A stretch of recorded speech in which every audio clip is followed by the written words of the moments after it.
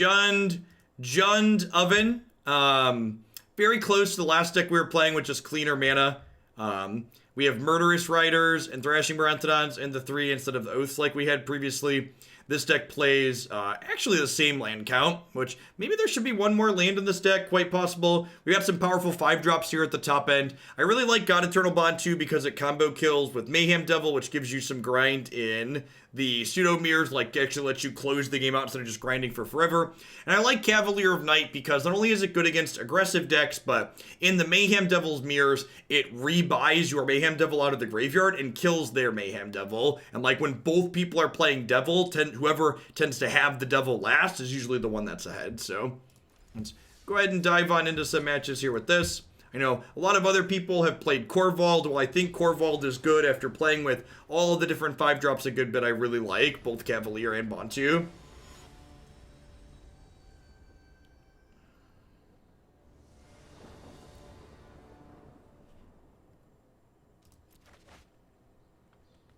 Sure.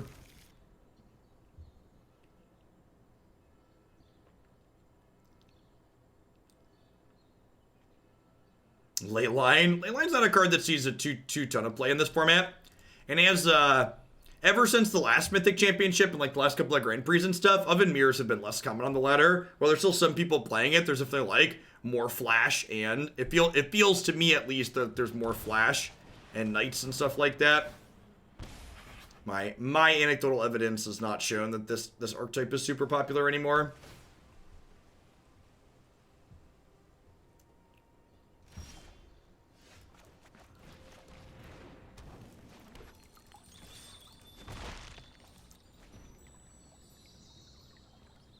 Hopefully they're playing the Flash deck. I don't know how that matchup plays out. Last time we played this, that wasn't really a matchup that we had to worry about.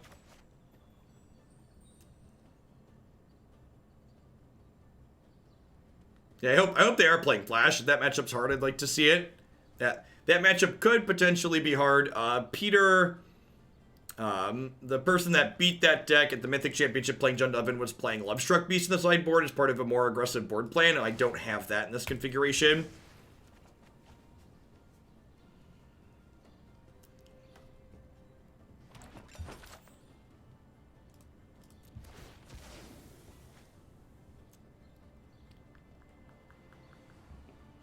Fetch a mountain here, so that way any untapped land lets us cast Mayhem Devil. I'm going to bring this back right away, because we can attack with it. Well, we could get an extra point of damage with Mayhem Devil if we draw the land for Devil. Like, we'll get that same point by attacking here.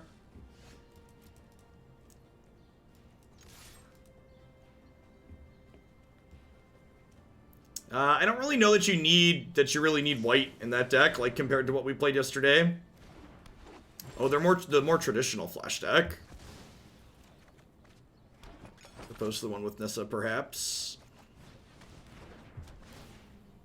I think missing our land drop here is probably a death knell. I'd be surprised if we're able to recover from it. I guess Oven plus Cauldron Familiar could just, like, go the distance.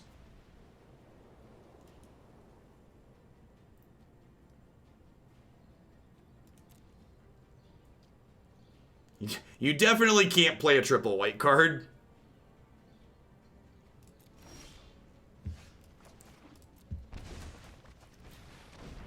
Quench me, daddy.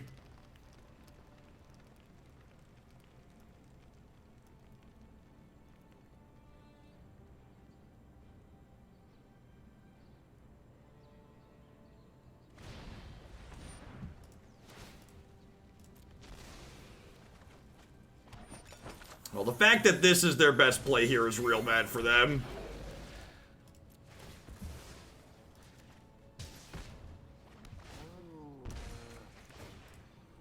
Rewarded for not bringing back the other cat last turn. Wonder if they have like a negate and they plan to counter the switches of it on the way back down. There isn't really a Bant version, Quaddle, so to answer your question, I have no idea.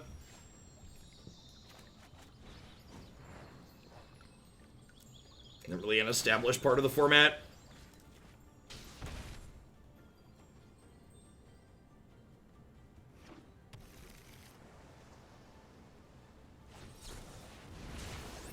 They're playing Absorb. Neat.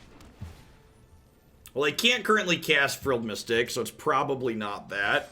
Maybe I'm supposed to keep that. Maybe I'm supposed to keep that, actually, because it's an instant speed removal spell.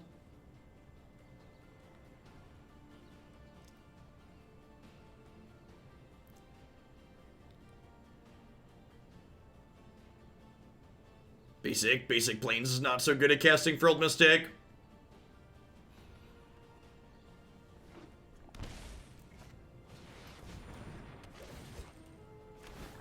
Okay. Hopefully draw an untapped Black Source here and get to play this and kill this. Sure. Why not? I think I'd rather resolve the oven than resolve a Vraska here. As funny as that sounds. Weird mix of stuff, both tap out and counterspell elements.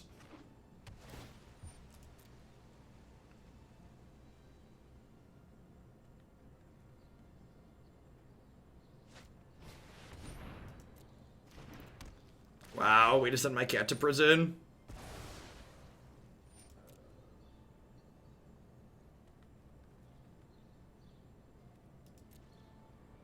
Maybe they have Arc Bow. Maybe? I mean, cards like non-creature spells like Absorb are pretty medium if they have, yeah. Yeah, with the Prison Realm and the Absorb, I'd be kind of surprised if they have Arc Bow. That's a really good draw.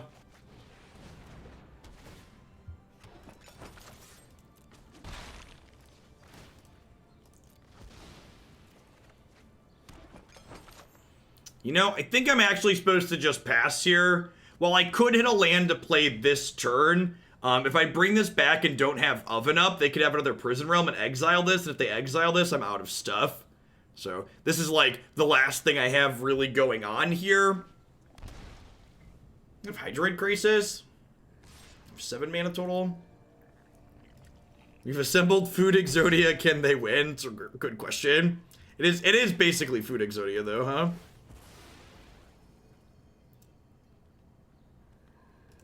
Good way to think about it. Oh, Vraska could just kill the prison, huh? That's a good point. Thrashing also does a number. Yeah, I forgot about that. Yeah, I probably should have done this on my turn. Not that it mattered, apparently. We weren't going to find the land.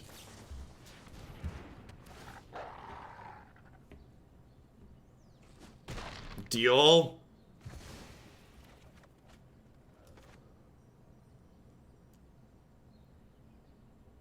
Now I get to bring this back at end step again and possibly find, digging for an untapped Black Source here. What does Exodia mean? Exodia is a Yu-Gi-Oh reference. Exodia was a card that you had to have like 5 different cards or something to put it all together. This Cavalier of Night resolves. This game is over. Wow, they're playing Sabotage and they're playing... Woof. That's a little brutal.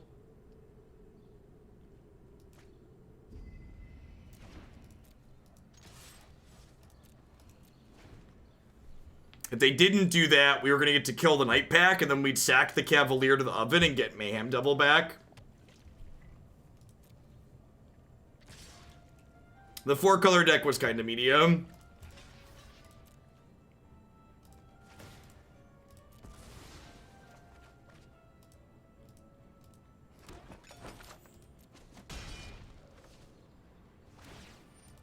I mean, not to argue semantics, but it looks like the blue-green flash deck splashing some white cards more than anything. And by not to argue semantics, I mean to do exactly that. To argue with the semantics of what you're saying. It's actually this other thing.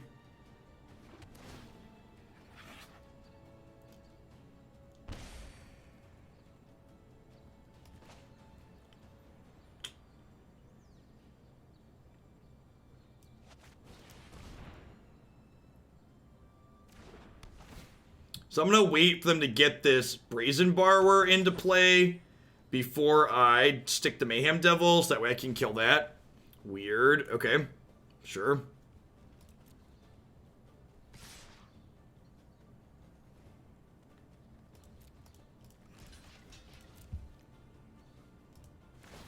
So I'm going to take 6 here down to 10, and then I'm going to bring this cat back and draw 2 cards. The fact that we've missed some, just felt like the story of the evening. Just like, been in games that are like really close, we just like missed so many land drops that they're not. We're just a little too far behind.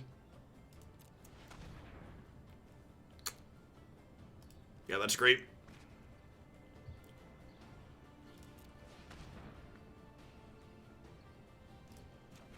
Oh, I'm dumb. Why am I bringing this back in response? They get to just kill this now? Yeah. Sorry, it's been a long day.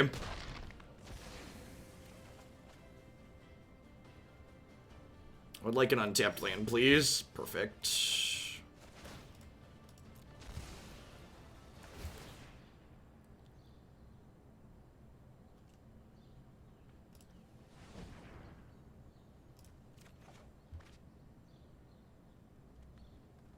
Legacy this morning was great. If you are a Legacy fan, you're definitely going to want to watch the replay of the Legacy League this morning. It was excellent.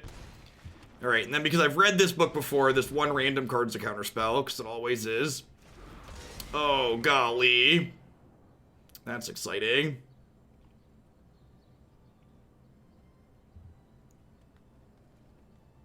Stifle. Is there a Stifle legal in this format? I feel like there probably is.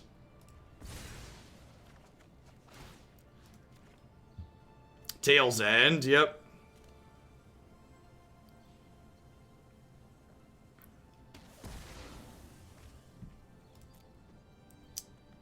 There's a Simic thing too. Alright, I think this game has ended at this point. I'd be pretty surprised if they could win from here.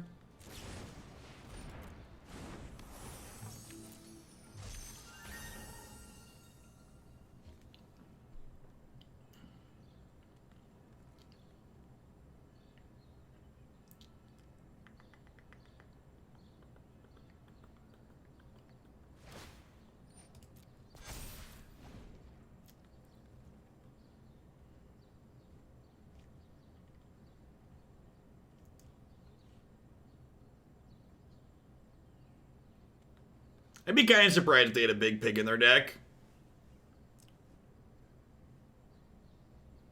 If their last card's not a counterspell, I could jam for the combo kill next turn. I don't even think we need to do that, though. Like, my Cavalier is going to block their Preserver here. So what we're going to do is, we're going to say, this blocks this. And then before damage happens... Actually, do I just let damage happen? No, because I don't want to lose my Cavalier. Well... No, yeah, because I want to get food. So this gets Mayhem Devil back. And then I get 2 food from the oven.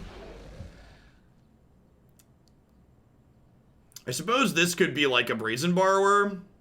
If they bounce this in response.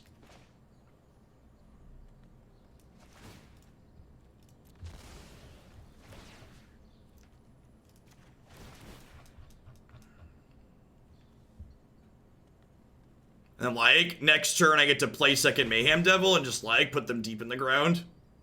Hey, Lieutenant Bird, thanks for the brand new Prime support. Welcome to Hoaglandia. I appreciate that.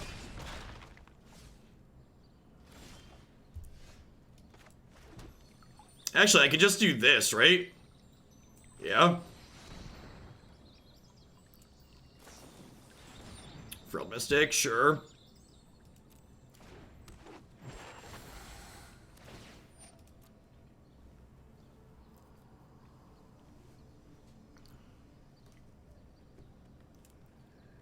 So I think we're still not dead on board, right?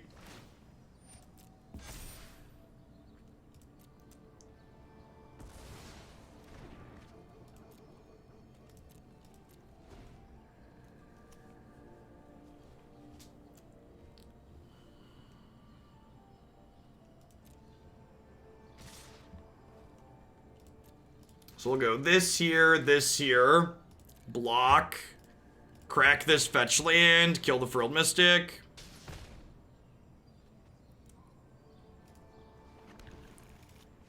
Sack this Cauldron Familiar, hit the Frilled Mystic.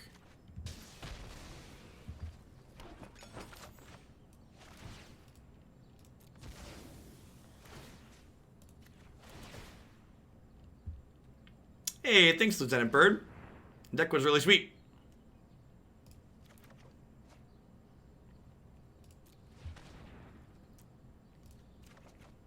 So we're taking 5. They're going to 8. We're going to 2. Feels like we've stabilized nicely here.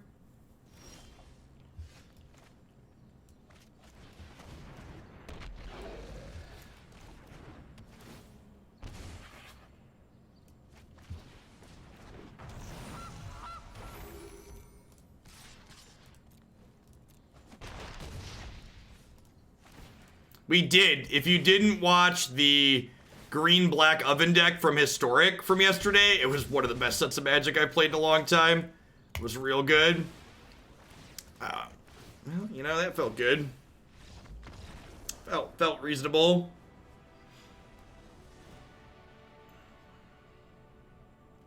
If I get that set up to be played again, details on how to submit a deck can be found on my website here.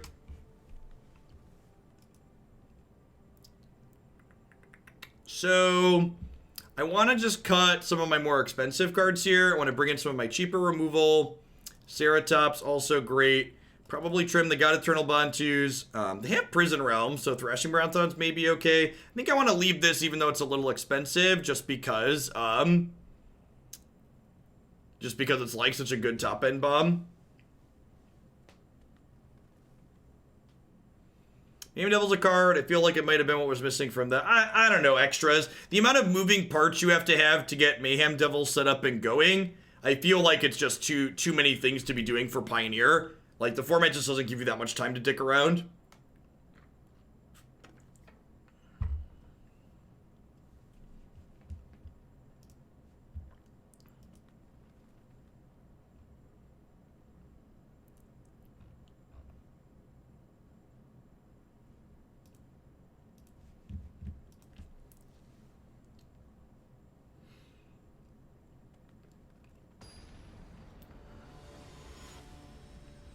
This deck always feels powerful, but I kind of feel like I don't want to play 11 matches with it in a tournament, potentially. I feel like I want to play something that's like a little bit lower brain power.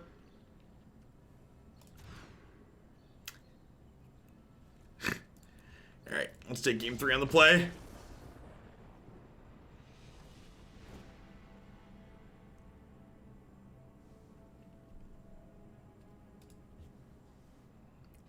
Feels Magic, man.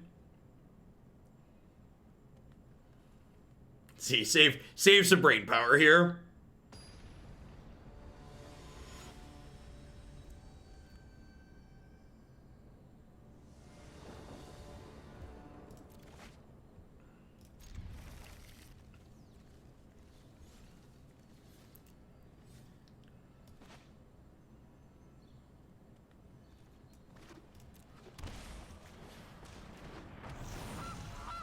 Burp, burp. This is my burb. Do you like my burb? Hoping to draw some lands here. Cats would also be pretty okay. Cats and lands at this point. These are a few of my favorite things.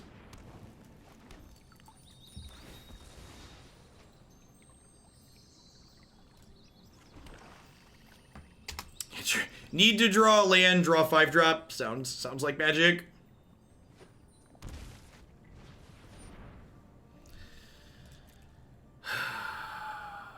That's extra unfortunate because we just have double oven, so we just get 2 for 1 tier.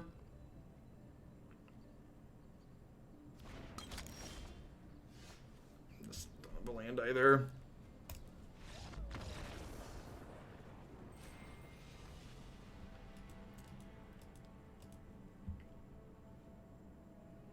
Oop.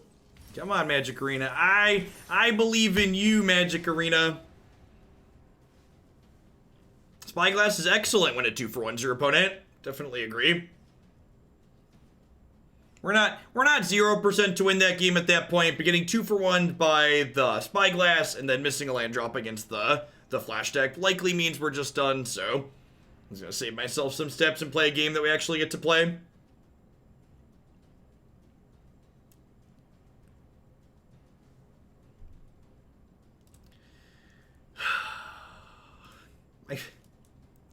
It's honestly impressive to me how often people recommend cards that we're playing. It's kind of wild.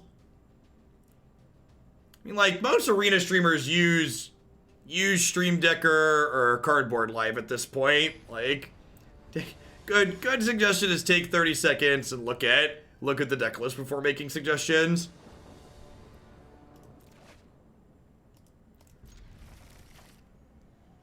See, it's fine. Oh, we're not playing against them. Got it. Good luck, Godspeed, arena opponent. May you make the top 1200. For those of you that weren't here earlier, when we're this close to the end of the season, I don't care about my rank. I'm just conceding to people that are potentially going to make the top 1200. So if someone has numbers in their rank instead of percentages, that means they're close to the top. So that person probably only needs 2 or 3 more wins to be safe, so...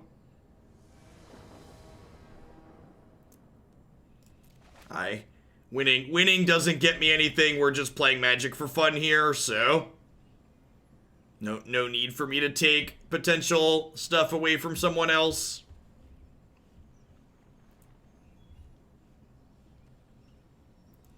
Being in the top 1200 at the end of the season gets you an invite to play in the MCQ weekend that I need to find a deck for. So there's multiple months to qualify for it though, so like October, November, and this month all qualified for the same MCQ. Hey, Gildrax, thanks for the Prime support. I appreciate that. Welcome to Hoaglandia. Having a wonderful Monday wherever you're at. It really doesn't feel like Monday to me because there was the holiday and then I worked yesterday and Sunday. Feels like the middle of my week. It's weird to be saying Monday. Won't that kick somebody else out of the top 1200?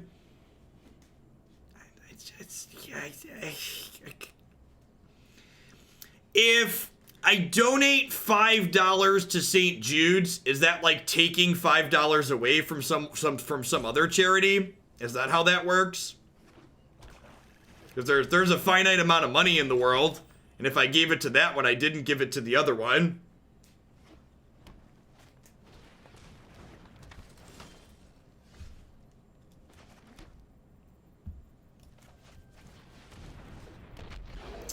This gives them an opportunity to have the night here before I can do anything, but I think this is correct.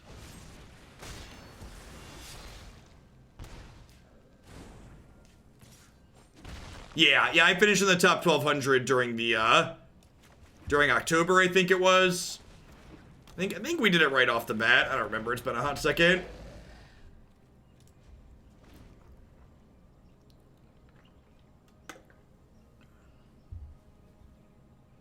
I also don't take competitive arena particularly seriously because competitive arena is kind of like a bad joke. Wizards doesn't take competitive arenas very seriously, so why should I? Hopefully at some point we get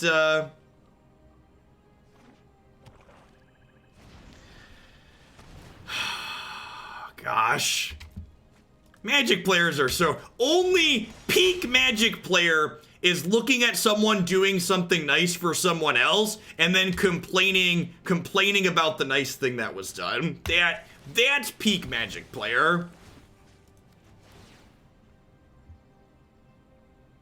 If I cheer this to you, do I not cheer to some other streamer? Let's run back to Green Black Alpha Deck and Historic. Thanks, Punchworthy. I appreciate it.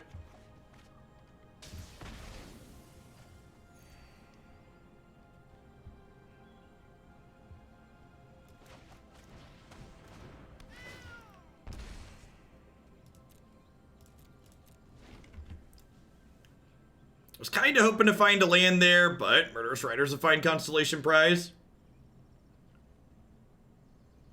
No, they were the first person that challenged my statement to begin with. Which, speaking of, if you're in the market for looking for a charity to donate, St. Jude would be my recommended one. They not only do they do a lot of research regarding things surrounding cancer, but they also don't charge the patients that attend their hospital. And while the United States has the most jacked up healthcare system in the world potentially, having that be a thing that exists is nice.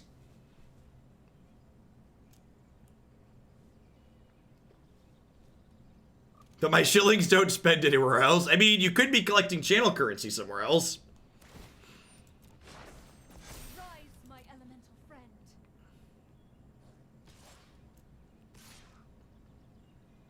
So we block the swamp, we sack the Cauldron Familiar, we kill the Fallmire Knight. Actually in a pretty good spot here, right? Because next turn I get to Murderous Rider their Nissa. And then bring this back and hopefully draw land with this Trail of Crumbs.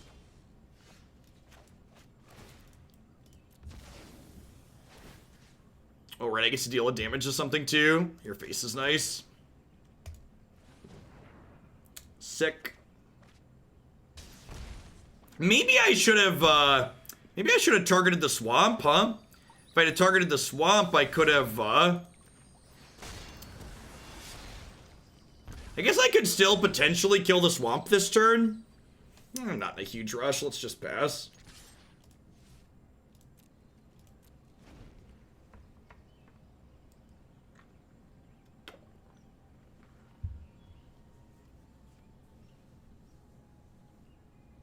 Reading your rules on deck list. Question, what else can I pay you to do on stream? Answer, I don't know. How much money do you have? Listen, everybody out, when someone tells you they won't take amount of money to do something, generally that means you just haven't offered them enough.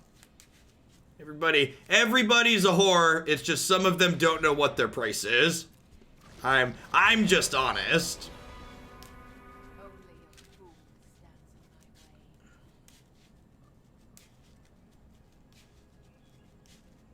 Alright, so they want to trade Vraska for Mayhem Devil here? Probably.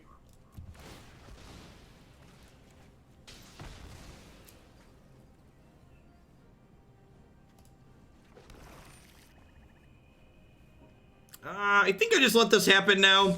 Because I want to block this and sack here, so I absorb the damage.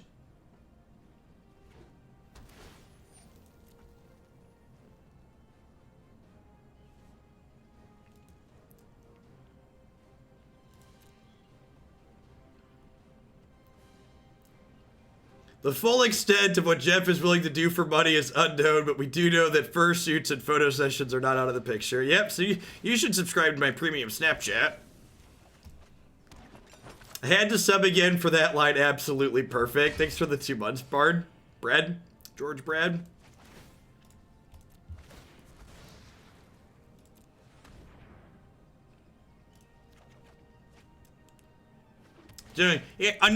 Another good rule of thumb is for people who are new to the stream, if you're asking me to do something weird and you have to ask how much, you can't afford it. That's a good rule of thumb. If you have to ask how much, you can't afford it.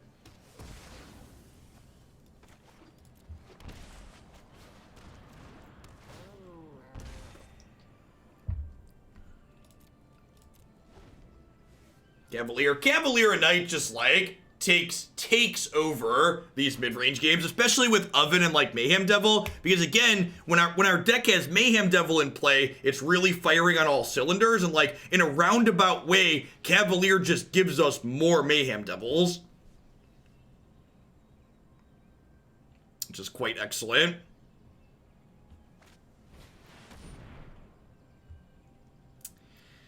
Yeah, that feels bad, man. Are they dead? Is the cheese about to stand alone? I think they might be dead to the cheese stands alone here, right? I think they are.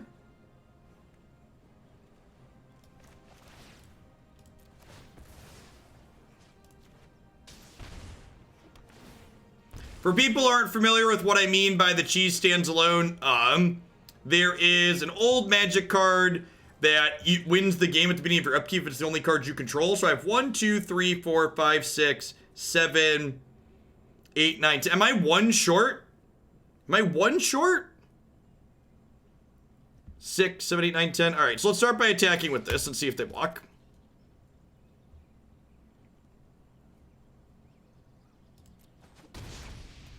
Ba-bee!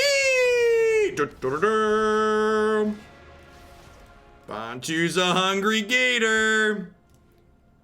The best part about this win, too, is Trader Gator lets you draw a bunch of cards while they die, and drawing cards is the best part about Magic the Gathering. Oh, I actually could have guaranteed the win by attacking them with everything, right?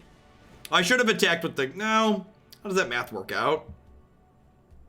Well, we beat a Casualties of War, so that's nice. I probably want Casualties of War of my own for this matchup. Vraska doesn't seem particularly exciting. Let's trim those. This opponent did not have Cat or Oven, so I probably don't need Thrashing Brontodon. Assassin's Trophies may be a little bit better because it can kill their Planeswalkers. If I attack with everything and they block a cat, they net 2 loss, right? So that would have been fine because I was 1 short.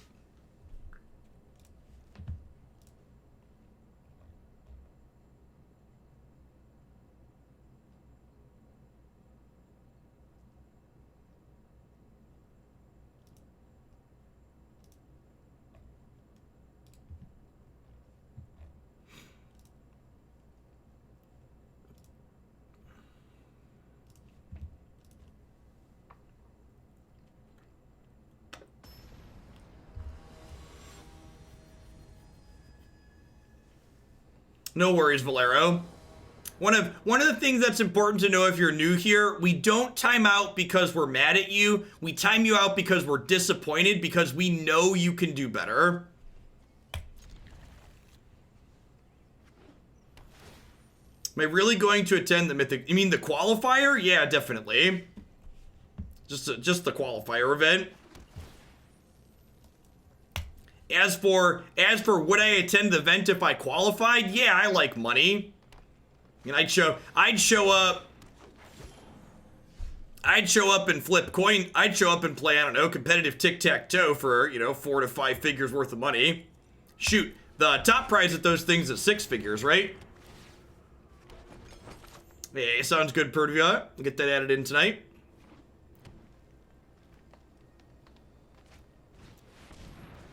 That's a Questerson. Huh? What do I want to do here? I feel like I'm just supposed to play Castle Locthwain and pass. With my goal here being like, try and find Murderous Rider to get this questing beast off my back. If they have land Nissa, we're probably just dead. Pretty aggressive start from the opponent here. Rankle, yeah, I don't know. I think we might just be dead here. We did do the Bontu thing.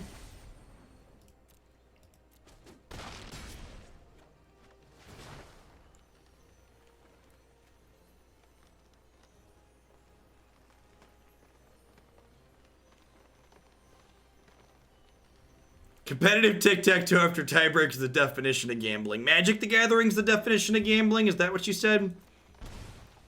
It's pretty close.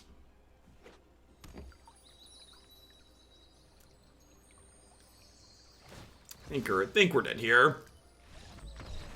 Yeah, I don't know. I feel like while I like this deck and like the cheese stands aloning people is fun, I feel like this is probably not a deck I want to play in a tournament. The amount of grind it takes, you just like, this deck never gets a free win. And I think showing up to a tournament with a deck that never gets a free win is often a mistake unless you're the best player in the room. If you don't think you're the best person showing up to the tournament, playing a deck that doesn't get free wins is generally a punt.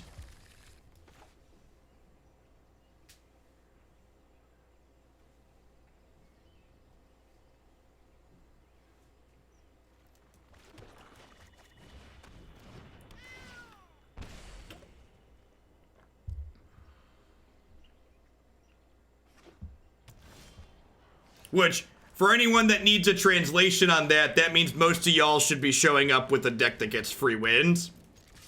Correct. It's nearly impossible to be the best player in a 2,000 player tournament. Lord knows I'm not. What's a free win? Yeah, by free win, I mean make sure your deck has the ability to just kill people. You want to be playing a deck that makes your opponent go, they were on the play that game and I just died and I didn't have a chance. What the opponent just did last game was a good example. Yes, mana dorks are a good example of a good way to get free wins. Big agree.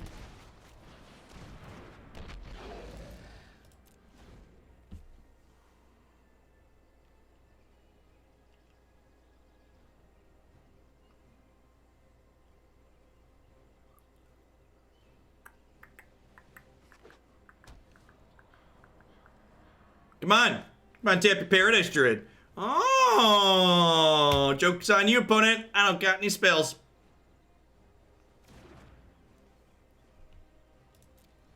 Any specific MTG players you think are likely the best in the room? Nah, not really.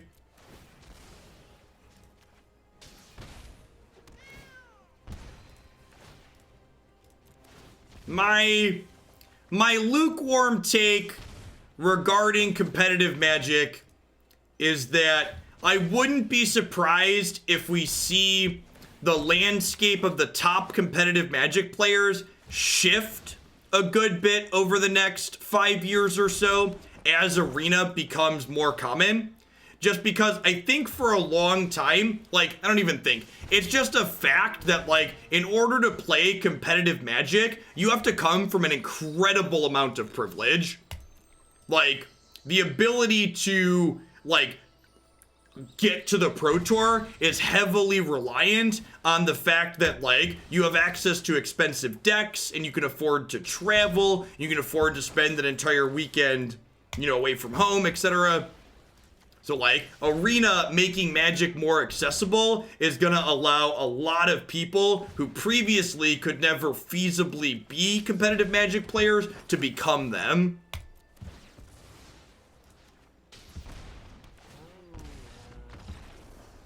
Like, don't get me wrong, I'm almost certainly above average at Magic, but I'm sure there's plenty of people who would have had better results than I did if they had the means to, like, travel to all the SCG tournaments that I did.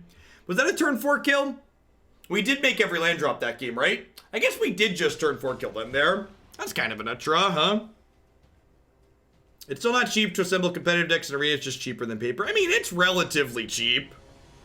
All things considered.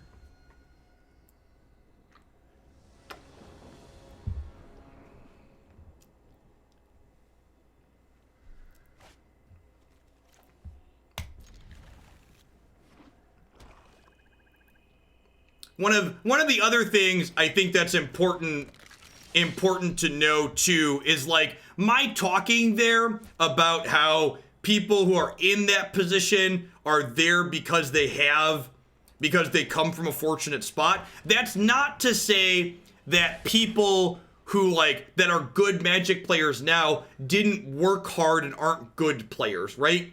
Like, a lot of people take that to mean, like, if you had a privilege of some sort, you didn't actually work to get where you were. And that's not true.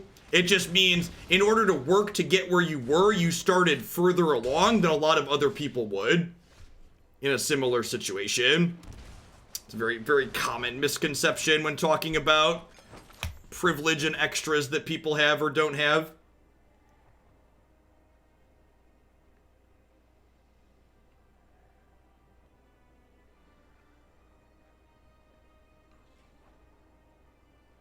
I'm below average. That's why I like Feel Smart decks, because it means I spend longer on the 40% of games I win. God bless. The ratio of time that you spend actually winning is a real thing, for sure.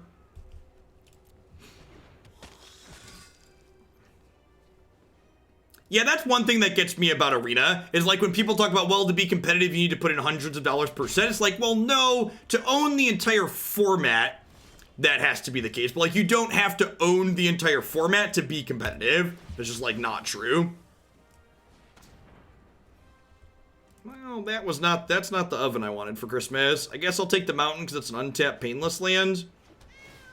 I was hoping for, like, an oven or a goose there. Yikes.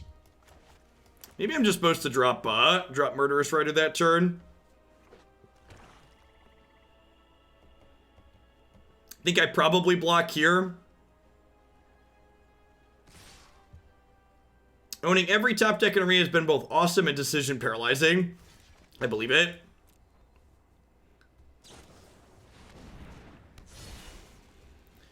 Yep. Oh. Weird. That seems like a big mistake on my opponent's part. I feel like they're supposed to keep their gutter bones alive. Definitely gives me a good window here to do this. I won't forgive this. I prefer to only do one iteration, Punchworthy. Viewer count tends to stay better if we iterate through things more often. Variety's the spice of life. So assuming that one goes even close to well again, I'm definitely good with a re-add for it quickly, but I'd prefer to not just like hammer the same thing over and over. Weird. I don't understand why they keep just going in on one threat here. Its pain is our gain. So now I just get to do this, and I want to do this. This gives them the opportunity to equip this to a haste creature next turn, but I just don't want them to draw cards, so I think this is ideal. I have Vraska to kill something now. Yeah, I think the fact that my opponent didn't prioritize keeping 2 threats on the board this game gave us a lot more breathing room than we needed.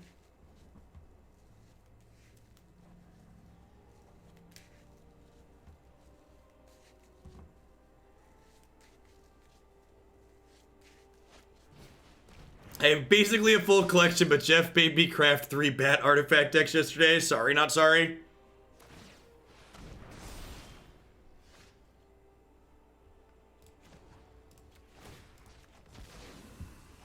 Back to the shadows. For now.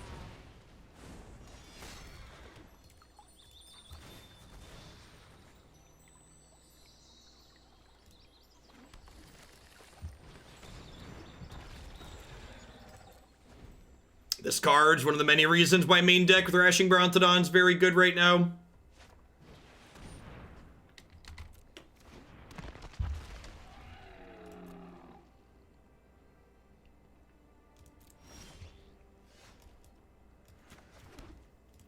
So I'm gonna go sack this. Bring the cat back. Use the Trail of Crumbs. Grab the Mayhem Devil for later. Cavalier of Night. Sack the cat. Kill your Rotting Regisaur. Firmly into garbage time at this point, I think. With the Brontodon to cover the sword. I don't know if we would have lost this game if my opponent had played better, but we definitely would be. It would be closer. Ha, nice BSQ. Yeah, I know a few subs have been playing the Desecrated Journey deck in Historic.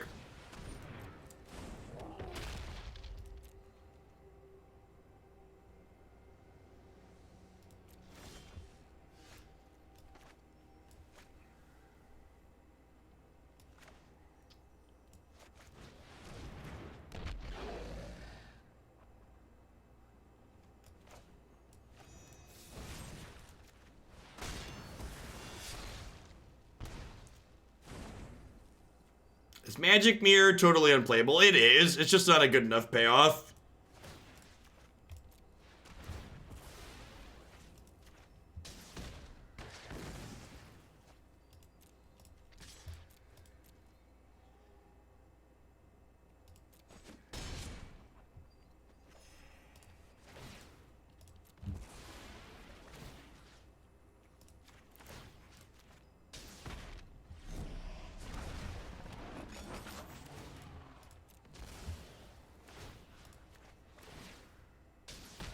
Crunch.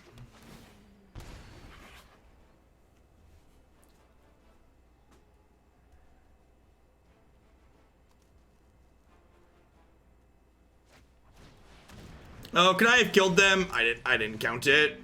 I believe you that I could have killed them.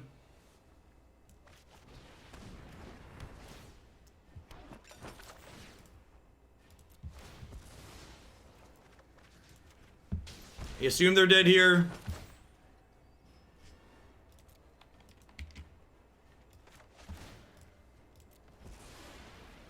If they died, we couldn't draw more cards, right? So this is a trick that you can do, by the way. If you go on full control mode, you can sack every food you have in play to your one cat in the graveyard, which is useful for closing out games like this where they're going to die to all of your food with the Mayhem Devil.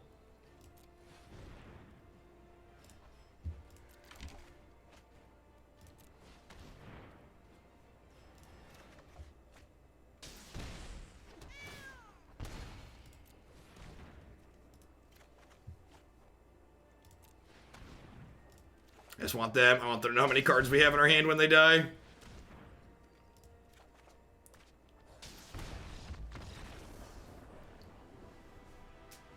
We could get more by sacking the Brontodon to kill our own thing. You're not wrong.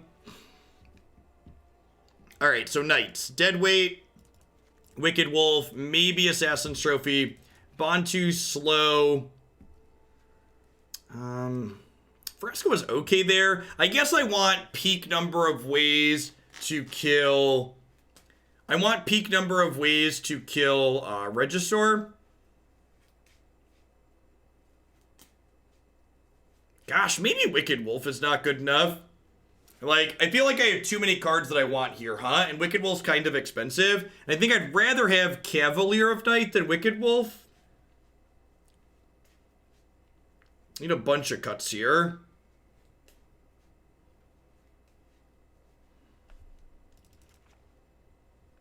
If this isn't good here, do I want it in my sideboard's a real question.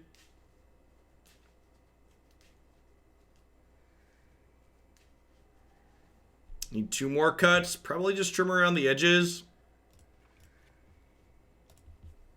If this was a deck I was going to play in the tournament, definitely want to sit down and, like, talk through all the different possible ins and outs and figure out ideal ways to line those up. I think it's also possible, like, I added these deadweights to the sideboard. Last time we played this, I think we concluded this matchup felt okay. Maybe I don't need the deadweights on top of the other things, even if the deck is more popular.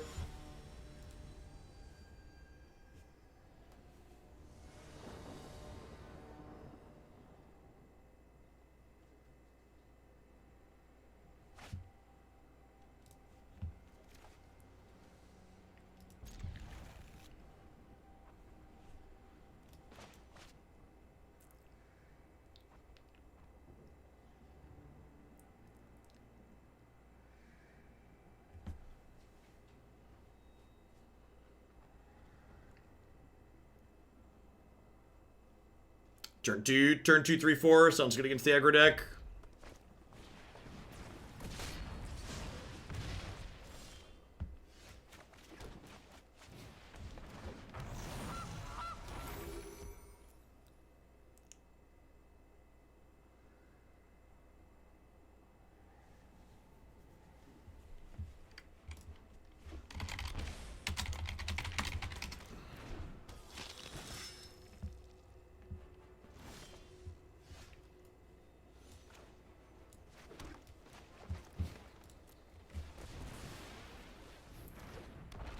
So, Brontodon does not block Knight of the Ebon Legion profitably. If they don't kill this Goose, though, I can go tapped land, make a food the following turn, Cavalier. Cavalier sack the Goose, kill the Knight, which is great. They didn't have 1/1 drops, so they can't Embercleave me this turn, so even if they, like, pump their Knight and smack me for 4, I feel like we're in a pretty good spot. With getting set up to Cavalier here soon.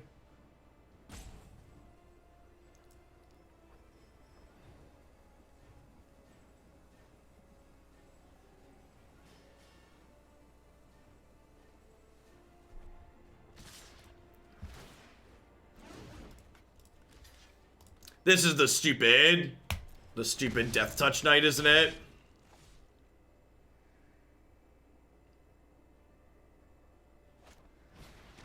We have a Cerebus here. Maybe I'm supposed to block here. Yeah, I think I'm supposed to block there. I was thinking I don't want to block here because if they have the first strike knight, they eat my thing. But I could have blocked here because then if they had the first strike knight, these still trade. So yeah, I think my play there was wrong. I think I definitely should have blocked there.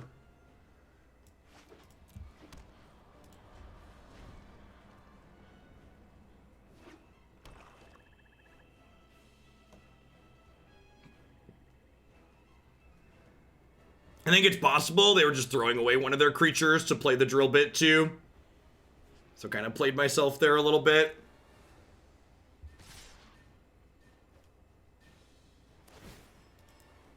They technically have Embercleave mana up at this point, but my Brontodon can also sack to beat that, so that's not too big of a deal. I'm gonna go ahead and block now. I should have blocked last turn.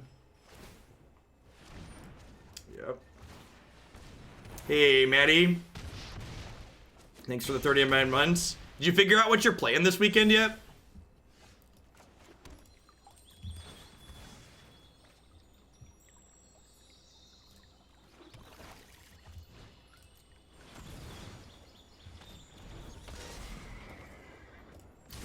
Matthew is going to the Columbus Open.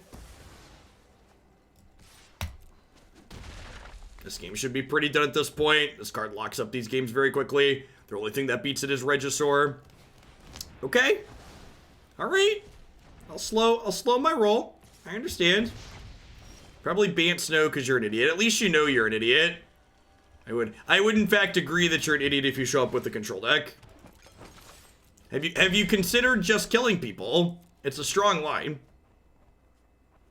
There's 30 minutes left of the stream. Yeah, I could do 30 for you, Punchworthy. I like this deck. Got one or two more in me after this.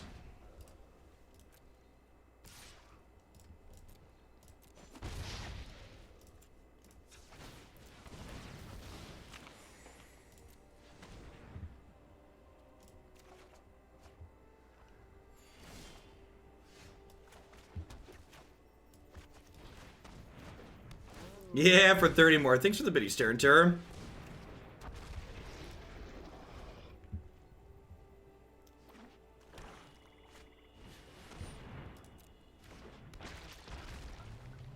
Glad we have another one of these. I have Jeff open on 3 systems.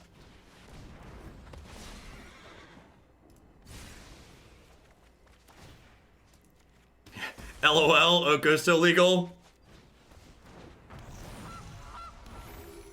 Do you get shillings faster if you're on multiple devices? Is that real? I feel like that's not real.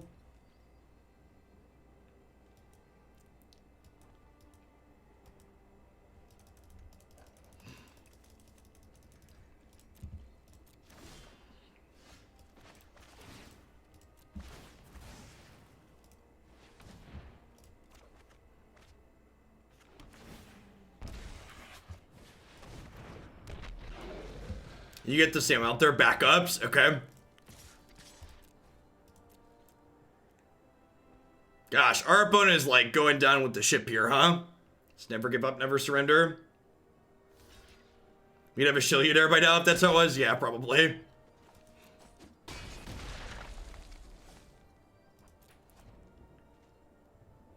You could not. It's only when I am live.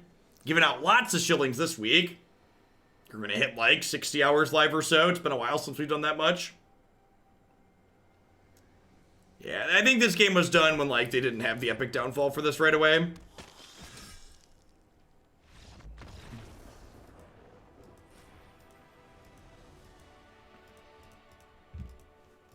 All right, let's do building a sideboard lesson, just because like I did some willy-nilly changes and I like to talk it through. So if I'm looking at this deck, one of the ways to think about how you want to build your sideboard is you want to think about what cards are in your main deck that you want to cut in the matchups that you're thinking about. So for example, you'll see I cloned the deck so I can make some edits here. If I think about the black-red aggro matchup, the only cards I really actively have that I think are guaranteed bad are God-Eternal Bontu. I kind of feel like the rest of the cards I have here in my deck are like pretty reasonable, right? And I think the most important things to keep off the table in that matchup are the Sword and Rotting Regisaur. Those are the two cards that kind of give me a run for my money. So I think with that in mind, Assassin's Trophy is probably the key thing I want to be bringing in. And like, maybe I'm supposed to trim a Cavalier, or maybe I'm supposed to trim a Trail of Breadcrumbs, just because like both of these are kind of clunky. It's probably just Trail, huh? If I draw too many Trails, I likely just die, I think. So I think if if this is my game plan against the black-red Knights, the black-red aggro deck, the Knights decks, I probably don't need these Deadweights. I honestly probably don't need these Wicked Wolves, huh? Like, if I'm not bringing this card in against Knights, the black-red aggro deck, am I bringing it in anywhere? I don't think I am, right?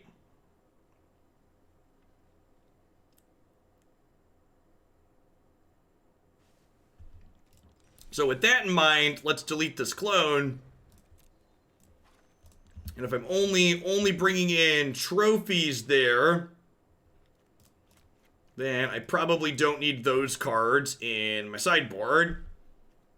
Ceratops is like okay against these flashy decks. Like, what other matchups do I care about? What are things that might be hard for me that I could maybe fix? Hey, welcome back, Tom. Thanks for the 45 months. What are things other people are doing in the format? There's the Fires decks. There's other oven decks. Yeah, maybe Massacre Girl is good. I don't hate that card. Card's really good every other time we play it.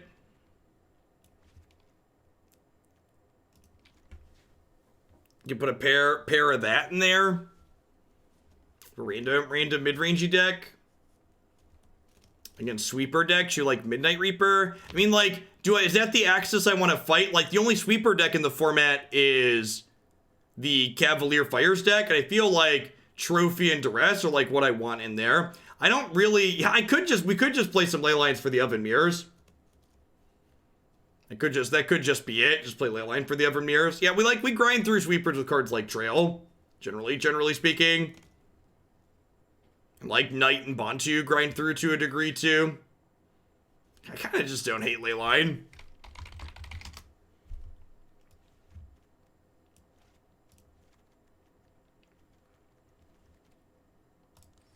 I don't know.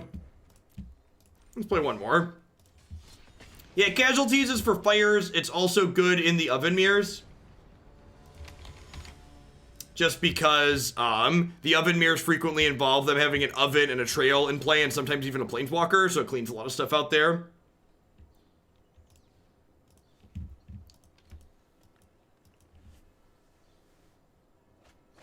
Massacre Girl is good against miscellaneous mid-range decks that clog up the board.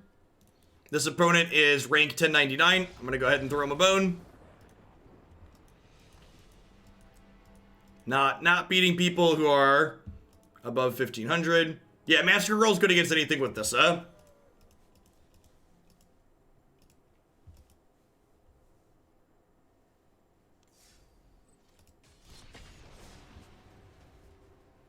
Do you earn bits of your currency? I don't think so. I think you probably need to leave your device on in chat only mode. If you leave your device on in chat only mode, I think you get bits, but I'm not 100% sure. It's still a new-ish Twitch feature.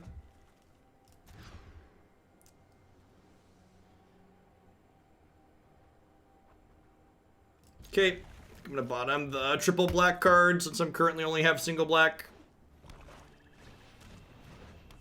Vampire of the Dire Moon, alright. Goose into Trail is such a good curve, just like Goose, Trail, use Goose to draw with Trail. Oh, that's true. I'm struggling to figure out sideboard slots. That's one, what's his name, had played in the sideboard that seemed pretty reasonable. Getting Trail of Crumbs down against the discard deck sounds good. Because Lovestruck Beast can come in when you need to pressure people, like against the flash decks too. I can see that being okay. I don't know that I necessarily want that card against aggro decks, but like having it in the sideboard as a threat to beat the flash decks with seems appealing.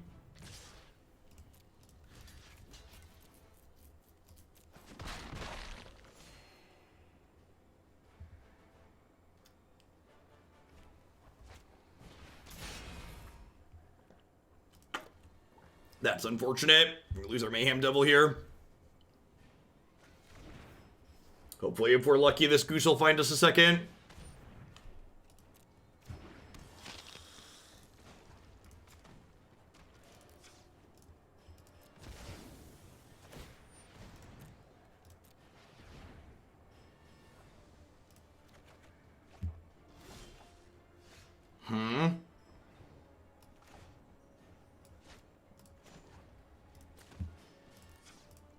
Let's do this to start. So we can find a 3-drop we want to play. Alright, in.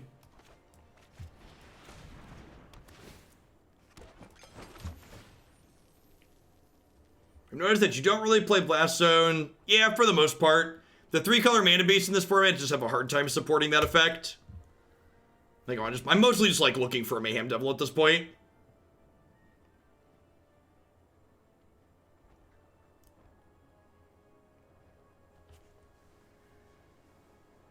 Hey, thanks for the 4 months, Aluaro. I appreciate that.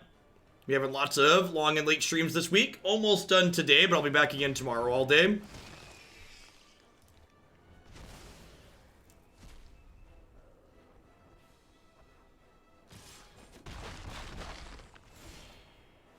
Yeah, I agree. And we're kind of, our deck's kind of giving a good example of like why the deck our opponent's playing like isn't too big of a deal. Just like a lot of the decks in Standard right now just have such incredible amounts of card advantage in them that like my opponent's deck, like what it's doing, just like in general isn't gonna be able to keep up with like the amount of cards our deck is drawing.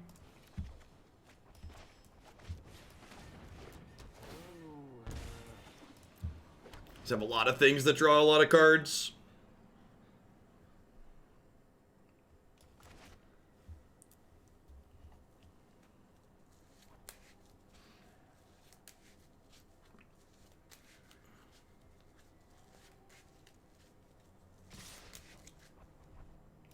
I'm gonna take this hit. I want to sack the Familiar to the Cavalier.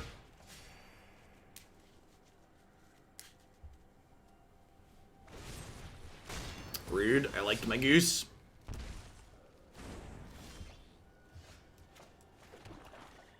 Well, might as well attack for 1 here, right? It's a free roll.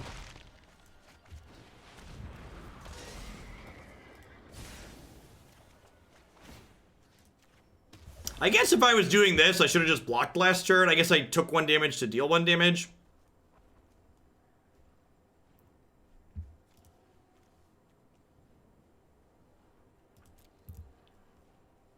If they kill this, I might actually just bring back the goose, because bringing back the goose is like drawing 2 cards, right? Because I have the Cauldron Familiar and it makes a food, and it can potentially make more than 1 food and draw more than 2 cards.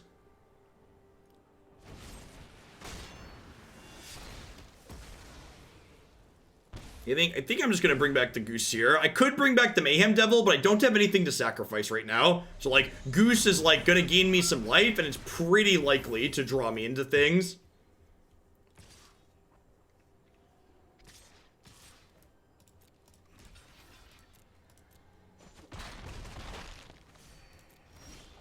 Yeah, I could just play an extra 5 in the board like Corval. That's probably not unreasonable.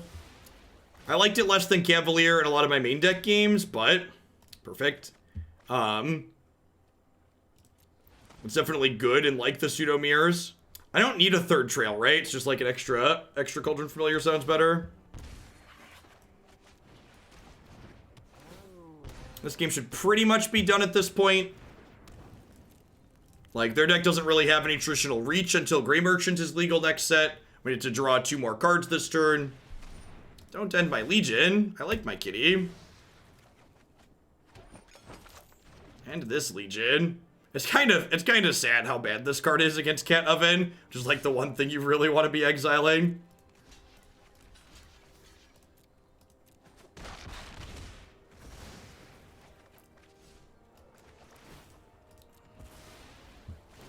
Because if Legion's End was instant speed, it'd probably be playable here.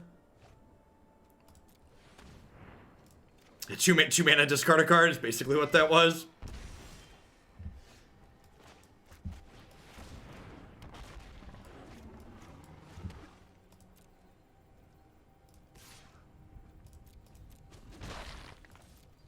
You were supposed to end the Legion of the Cat. You failed. We just never run out of cards at this point.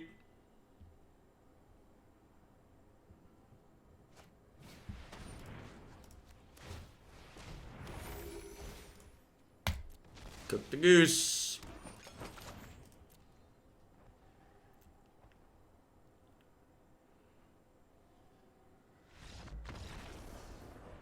This deck, and this is again a reason why I think I might write this one off of my list of things to consider for the tournament. Like, this deck spends a good amount of time in garbage time.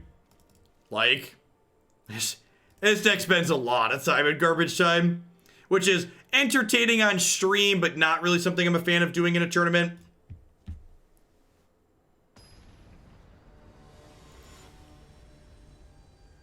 I have no idea. I have not looked at the spoilers from today.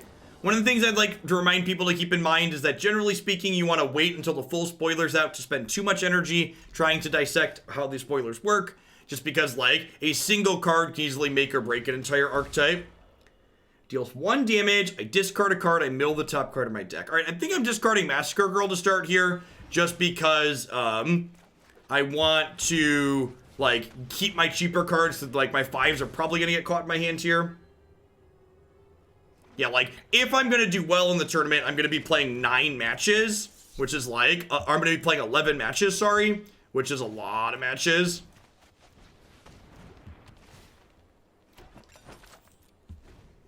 So if they want to attack, I definitely want to block. If they have Legion's End here, they could get rid of my kitties for good. Easy block. Now I get to sack this food to the Trail of Crumbs and bring this back and draw a card. Well, I mean, like, while I kind of agree that Trail of Crumbs was underrated, you have to remember they've banned like 800 cards in this format, so I feel like calling us out for people missing Trail of Crumbs is kind of disingenuous. Just because, like, the format we're playing now is very different than the format we're playing or expecting to play during last spoiler season. Hey, Henders, thanks for the 2 months. I appreciate that. Welcome back. Thanks for keeping me around.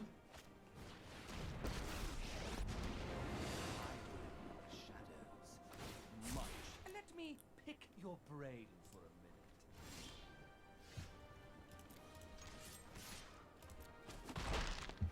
Rude.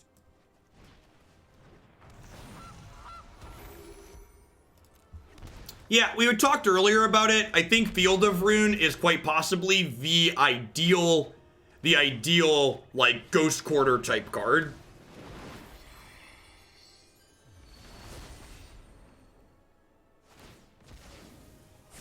I don't think you'll be needing that. No blocks.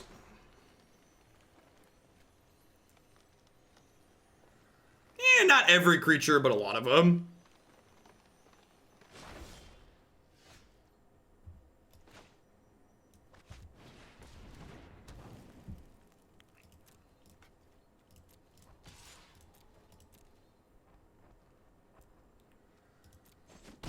Oh, I can kill...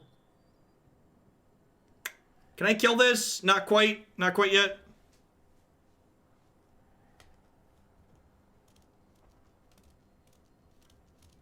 I could sack this. Oh, I could kill this, right? I could sack this, sack the food, pay 2, sack the food. Oh, I could hold priority and sack both foods. Yeah, we'll do that inside of combat. We'll do the hold priority trick, and then I get to draw with both of them. That's exciting. And food will ever be printed another set? Yeah, I think so. I think the food mechanic's well done.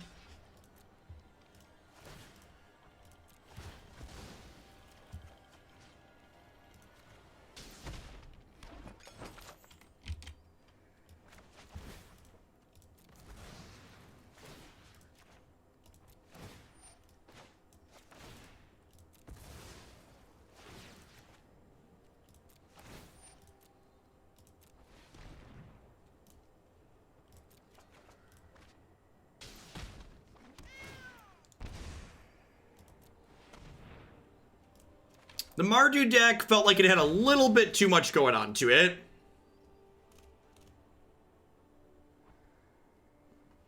It was a little bit clunky and took a lot of damage from its mana. Oh no! We exposed our kitty to letting them end our Legion, chat. Why did I betray you so, poor cat? Sad honk. Only one cat at least. That's fine. We're still pretty far ahead, right?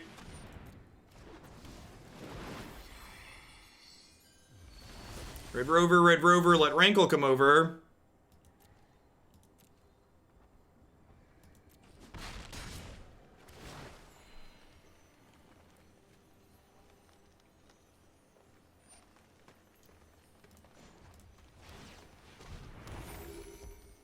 So now, in response to this, I go sack this to this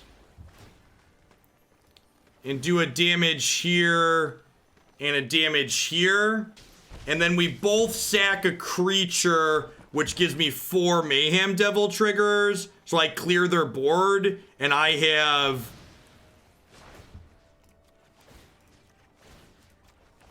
a Mayhem Devil, an Oven, and 2 foods. And they're just on, like, nothing. Yeah, it's a good draw.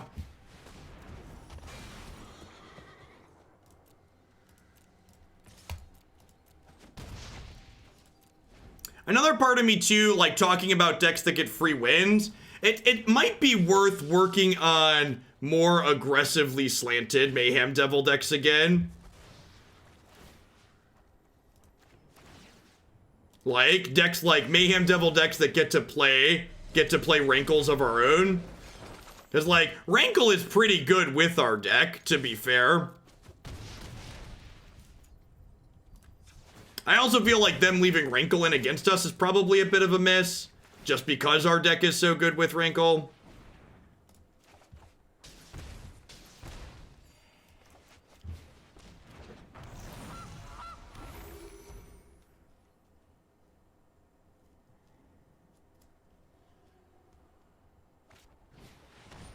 Oh no, not Devriel. This quick, I'm bored already.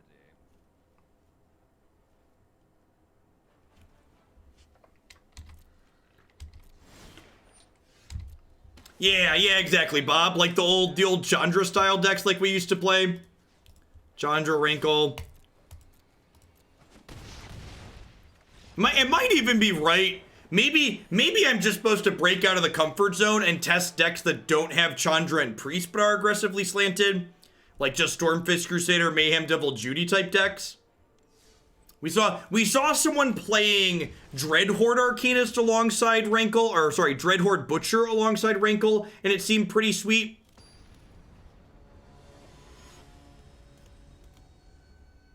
We tried Mono Black Splash Red, and it felt just kind of okay.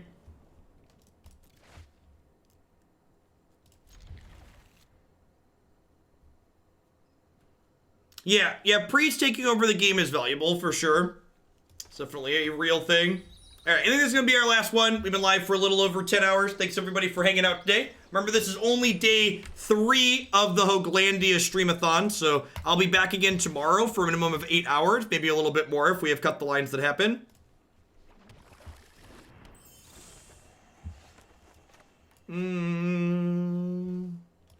Let's stick Trail of Crumbs here to start. They're probably a Safara deck, if I had to venture a guess.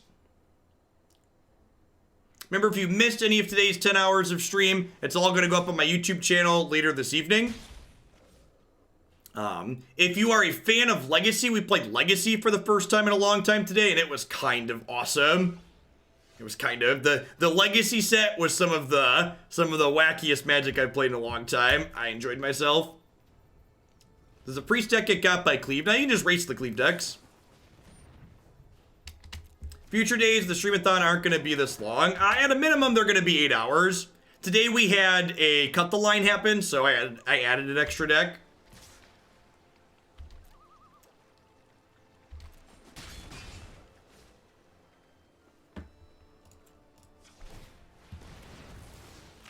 One of the nice things about Christy and the kids being away for the week is I don't have firm stop times. Just need to like end early enough that I can eat dinner and get ready for tomorrow.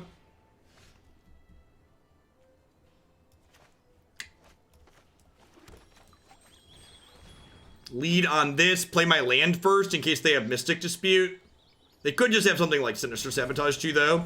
Hypnotic Sprite, brutal.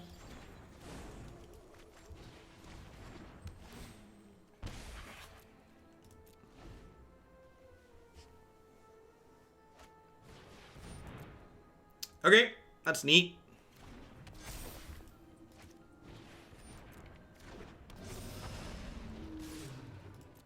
It's like mono blue aggro.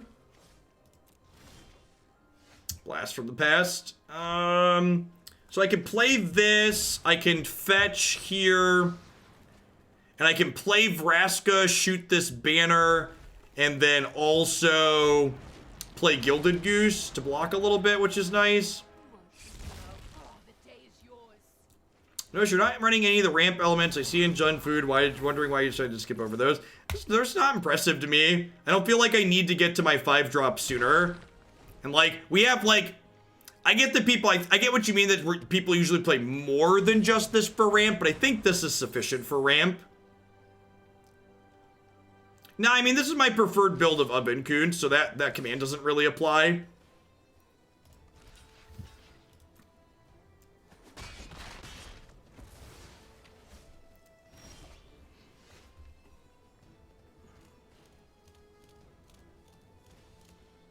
I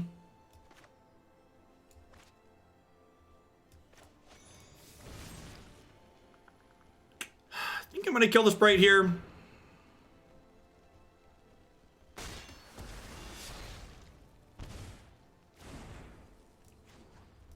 Let's sleight a hand here and see what we get.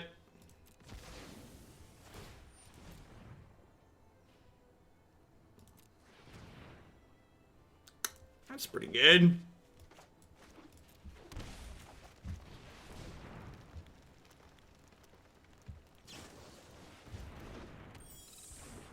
Interesting.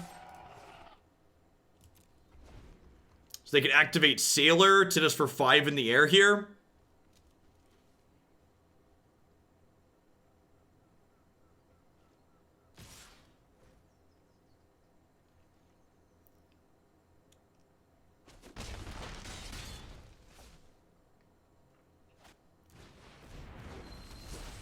So they missed a point of damage here then? If they have a counter for this, we're probably dead. If they don't have a counter or a Brazen Borrower, like a bounce spell, we could be okay potentially here.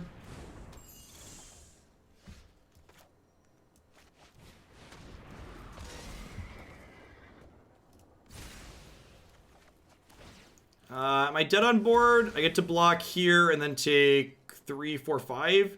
So I'm dead to a removal spell.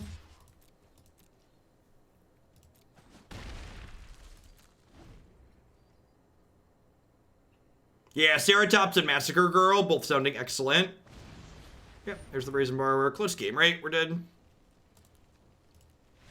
Perhaps I think I was maybe too aggressive when I played this Thrashing Brontodon out. If I was 2 points of life higher there, this game ends up looking a little different. I guess they'd tempo my Cavalier and I still end up in a bad spot though. Bontu's not particularly good here. Vraska seems fine. Thrashing Brontodon doesn't seem very good. Maybe I do just want some of this cheaper spot removal like Assassin's Trophy. It's probably fine. Alright.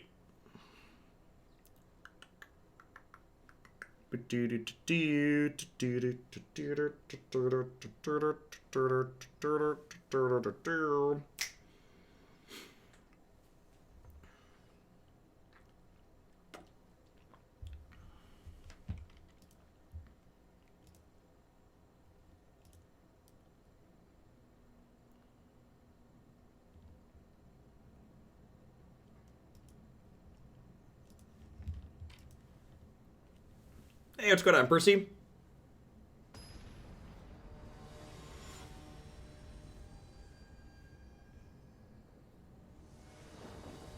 It's a respectable uptime. Yeah, this looks fine. Cat plus oven down early can buy us a lot of life, which turns into a lot of time in a matchup like this, so.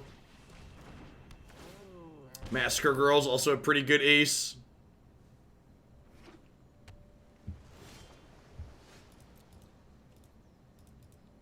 And the Pioneer deck this morning was pretty bad. Format's just like, you just get the ramp decks and the Twiddle Storm deck, just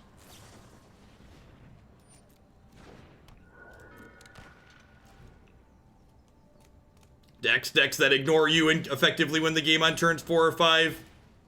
Just run you down. Maybe I'm supposed to play Fabled Passage there instead of this. Yeah, I mean, it's not that it's like Pioneer to me feels like what Modern was advertised as. Like, Pioneer feels like it's a turn 4, turn 4.5 format, which I think is a fine place for it to be as a non-rotating format. Whereas, like, Modern was frequently advertised as that, and then, like, in reality, it was like a turn 2.5 format.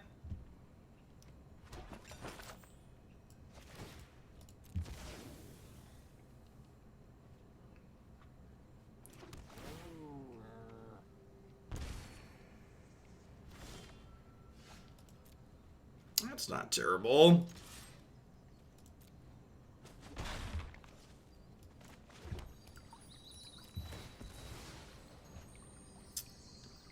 If you're referring to Travis Wu, he ended up doing some very delightful pro-Nazi stuff on stream at one point, which then rightfully pushed him out of the community.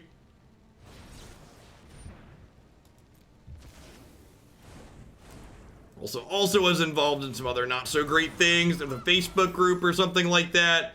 A lot of that's not great stuff.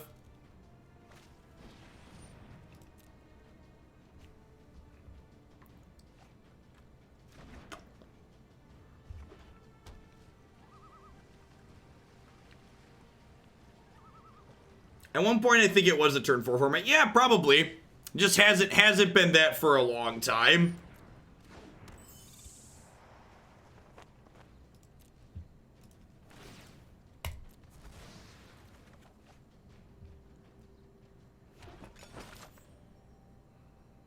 This Cauldron Familiar, just lag. Don't mind me.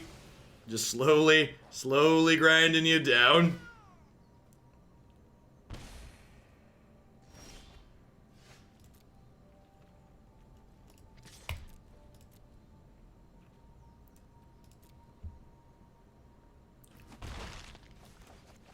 I think I'm just gonna jam this. If they want to counter it, they can counter it. Ether Gust. I'm gonna decline. She's not particularly useful here.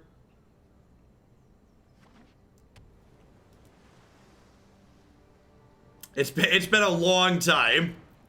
It's been a long time, Wax Papers.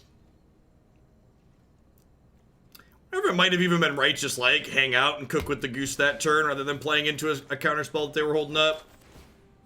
Definitely could see that being the case.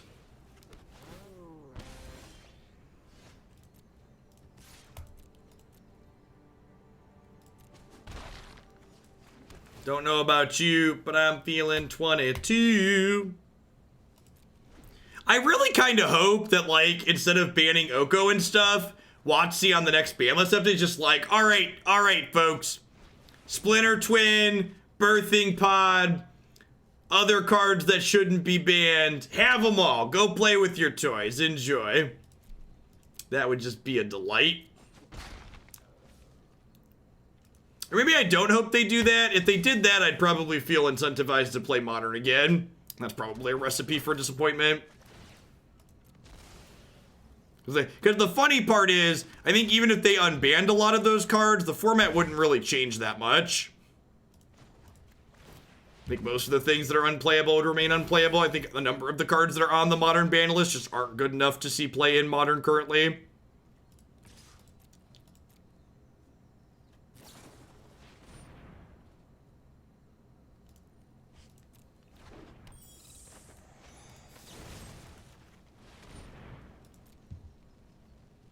We decided top is unbanned in Modern because we don't care about the format anymore. I mean, Team or Twin would love to play Oko, huh?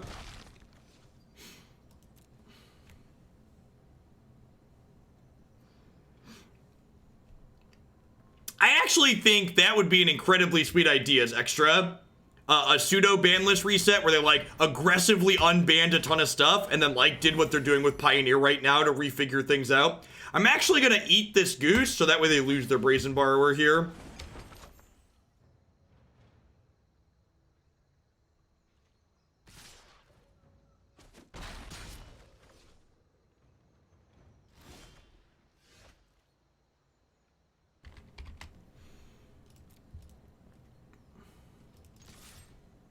Modern is too much of a cult to allow for something as reasonable as that. Probably.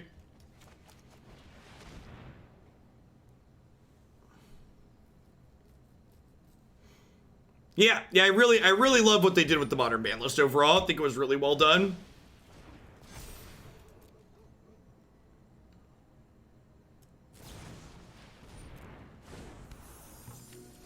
I guess we could lose this race in the air, huh?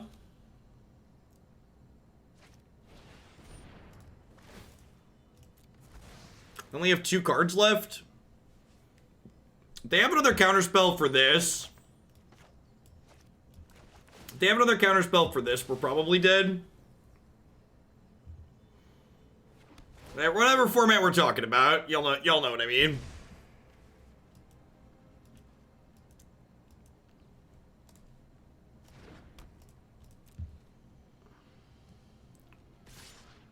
I suppose I could just like deploy Murderous Rider here. Is that the conservative play? Is just like do this and then like crack a food? They have another essence capture.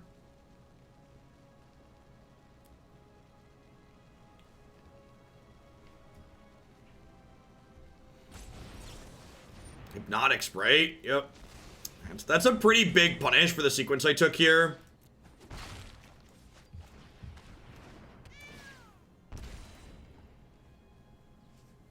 Because this obviously wouldn't get countered by Mesmeric Glare.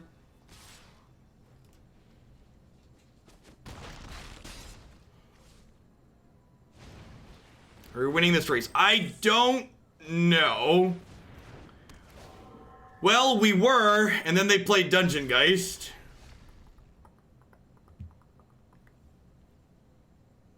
And they played Dungeon Geist. Are we dead now? I think we're dead now. They named Oven. Yikes. Yeah, I don't know. I kind of like playing this set and playing the deck before this today. I kind of understand why it feels like a lot of these Oven decks kind of like fell off the face of the planet as far as playing on the ladder has felt for the last couple of weeks. Like, they're fine, but like, you just get some real clunky draws, and I think it's more efficient, just like play a beatdown deck, especially when it comes to laddering. I'm probably gonna practice a couple of different beatdown decks. I think we've got, is it in my queue? Yeah, Clover Knights is in the deck queue, I believe. I'm excited to try this one again. This was an aggressive deck that felt really good last time we played it in. In general, I like to play decks in tournaments that are aggressive decks that get to draw cards. This one does that well. We'll probably visit an aggressive Oven deck again, like the Ranklecrats deck list that's up on my website at some point in the next couple of weeks. Any rate, that's going to wrap up for me for today, folks. I'll be back tomorrow about 8 a.m. Central Standard Time, approximately 14 hours from now. We'll be doing some Pioneer, and actually we have another Legacy deck tomorrow, so we're going to do Legacy into Pioneer again tomorrow morning, and then Historic will be our Arena segment in the afternoon. If you're only into Standard, we'll be revisiting Standard again on Wednesday. Thanks for hanging out, and everybody have a good one.